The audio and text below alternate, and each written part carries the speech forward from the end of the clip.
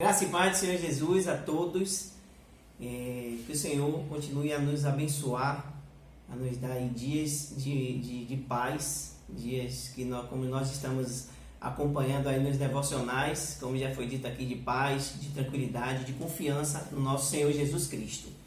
E hoje eu estou aqui para gravar mais um devocional com a igreja e espero que o Senhor possa transmitir através da palavra dele tudo para a glória e honra do nome dele, certo? E hoje o tema que eu escolhi para abordar com vocês aqui é os dois discípulos no caminho de Emaús. Essa passagem, a juventude aqui da igreja já me viu trazer essa mensagem 2 vezes esse ano. É porque de fato essa passagem ela fala muito ao meu coração e eu espero que possa trazer também luz aí, trazer uma tranquilidade a vocês. E para começar, como é uma passagem grande, eu vou fracionando ela, tá? É porque ela está em Lucas, no capítulo 24, do versículo 13 até o versículo 31. Então, eu vou lendo aqui com vocês e a gente vai comentando, certo?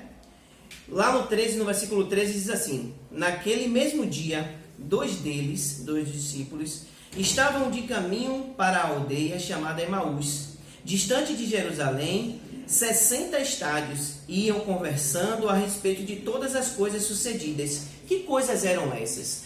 O que estava acontecendo? Ali, Jesus Cristo já tinha morrido. Já era o 3º dia e ele não tinha aparecido ainda para os seus discípulos. E esses dois discípulos de Jesus iam ali caminhando e conversando sobre essas coisas. E aconteceu que enquanto eles conversavam e discutiam, o próprio Jesus ia com eles. E os seus olhos, porém, estavam como que impedidos de o reconhecer. Então, lhes perguntou Jesus: que é isso que vos preocupa de ir tratando à medida que caminhais? E eles pararam entristecidos. E aqui eu quero dar uma pausa com vocês. Eles iam caminhando. Jesus Cristo se apresenta a eles e a passagem fala de que eles estavam entristecidos. E no decorrer vocês vão ver o que acontece quando as situações ela determinam o nosso estado de reconhecer as coisas. E eu ouvi até fazer uma mensagem do Brunão do Morada que fala: viver por necessidade ou por propósito. E nós como cristãos, nós temos que entender que nós não vivemos por necessidade, nós vivemos pelo propósito eterno que foi o Senhor que nos deu. E você vai ver o que é que acontece quando nós vivemos pela necessidade, quando as coisas vão acontecendo e nós vamos nos deixando levar por elas. Então, o que é que acontece ali? Depois eles pararam entristecidos e o 18 diz assim: porém chamado Cleopas respondeu dizendo: és o único porventura que, tendo estado em Jerusalém, ignora as ocorrências desses últimos dias? É como se ele dissesse ao próprio Jesus: gente, você tá alheio a tudo? O que é isso que está acontecendo? Você não está vendo que Jesus Cristo, aquele que nós achávamos que era o Salvador, ele morreu? E aí ele diz assim: és o único porventura que, tendo estado em Jerusalém, ignoras o que acontece nesses últimos dias? E ele lhes perguntou: quais? Então Jesus perguntou: o que está acontecendo? E eles explicaram o que aconteceu a Jesus, o Nazareno, que era varão, profeta, poderoso em obras e palavras, diante de Deus e de todo o povo. E aqui eu quero falar uma coisa interessante com vocês. Eles aqui falam o que Jesus não era. Jesus era o Filho de Deus. E quando eles estavam entristecidos, quando eles estavam naquele momento de dificuldade, eles revelam de fato que eles não conheciam quem era Jesus Cristo. Jesus Cristo era o Filho de Deus. Jesus Cristo era aquele que vinha trazer a salvação ao mundo. E aqui ele diz assim que ele era profeta, poderoso em obras. E lembra lá na passagem quando Jesus pergunta a Pedro: quem eu sou? O que é que o povo está dizendo que eu sou? E Pedro diz a ele: tu és o Cristo, o Filho do Deus vivo. E Jesus Cristo se alegra quando Pedro fala aquilo, que reconhece que é uma inspiração do próprio Deus para ele, porque Jesus Cristo vem como o Cristo, como aquele que vem salvar a humanidade. E aí Jesus Cristo, eu vou adiantar um pouquinho para não ficar muito pesado aqui a leitura, muito longo. E aí Jesus Cristo começa a pregar e anunciar. Vocês vão ver isso aí na leitura, que eu sei que é um devocional, vocês vão fazer em casa. Você lendo, vocês vão ver, Jesus Cristo começa a pregar desde Moisés para eles. Jesus Cristo começa, e eu fico pensando aqui comigo, diz assim, meu Deus, o maior pregador de todos os tempos estava pregando para eles e eles não estavam reconhecendo.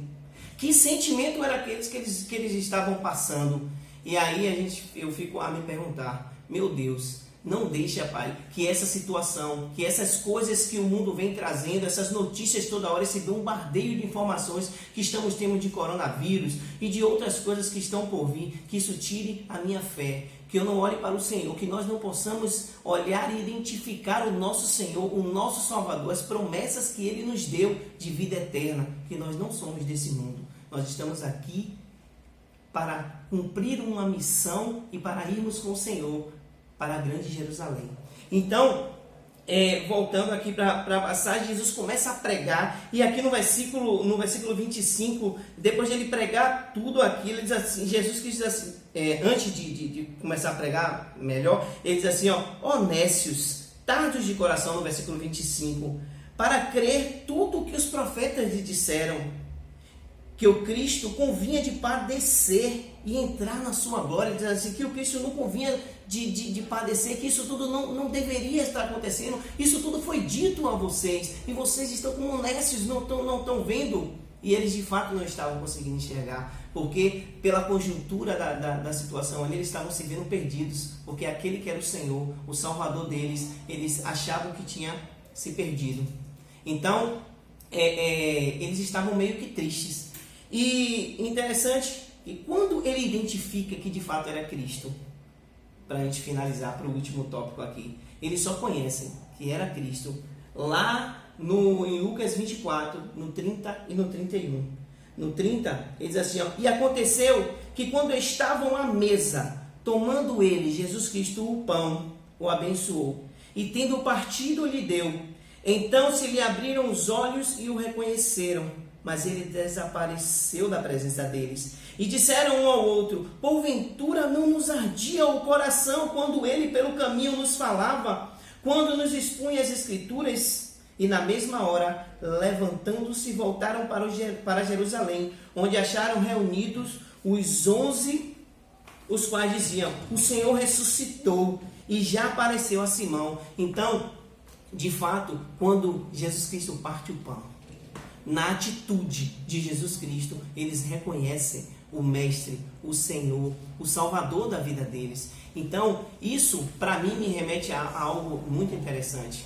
Quando ele reconhece, é quando a atitude de Jesus Cristo, ela é expressa ali no partir do pão. Então, quando o mundo vai reconhecer que Jesus Cristo está na nossa vida, quando nós deixarmos que o Evangelho seja somente falado, e ele começar a ser prática na nossa vida. Quando você, no partir do pão, na comunhão com os irmãos, mostrando a esperança que há em Cristo Jesus, quando vocês e eu, quando começar a fazer com que a palavra se torne prática em nossa vida, aí sim, o mundo vai reconhecer que há um só Deus e que o poder, o domínio e o controle de todas as coisas está nas mãos dele. Então, que nós possamos fazer nesse tempo de dificuldade, para finalizar, nós possamos fazer com que essas palavras, as palavras da Bíblia, que nós tanto conhecemos, lemos, debatemos, com que essas palavras se tornem vida em nós, elas se tornem prática, e nós possamos mostrar ao mundo que palavras maravilhosas são essas, com as nossas vidas, mostrando que há um Deus, há toda a confiança, mesmo que às vezes por dentro nós tremendo e temendo, mas com a consciência de que Deus é o nosso Senhor e o nosso Salvador.